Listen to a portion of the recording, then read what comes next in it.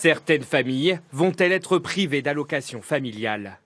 Aujourd'hui universel, le gouvernement pourrait revenir sur ce principe.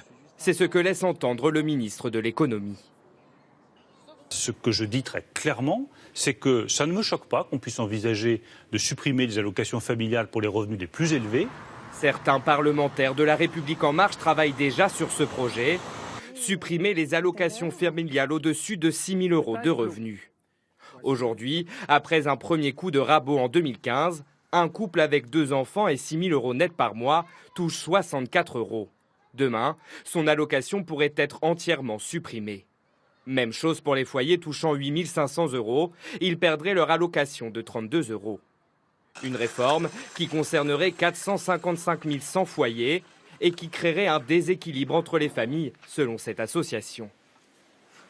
C'est exactement la même chose que pour les dépenses de santé.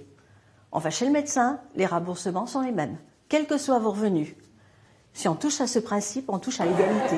À l'Assemblée nationale, les députés de gauche comme de droite dénoncent une manœuvre politique. C'est ce que j'appelle le cadrage débordement. On fait une feinte à gauche, mais on passe à droite. Parce que je n'oublie pas, moi, que pendant ce temps-là, l'ISF, plus le prélèvement forfaitaire unique, on est autour de 30 milliards en tout. Ça, c'est autre chose. C'est un mauvais signal donné à la solidarité nationale parce que ces gens-là payent des impôts.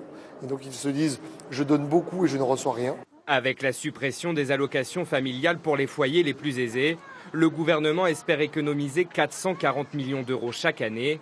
D'après le ministère contacté aujourd'hui, si le sujet est en discussion, aucune décision ne sera prise dans l'immédiat.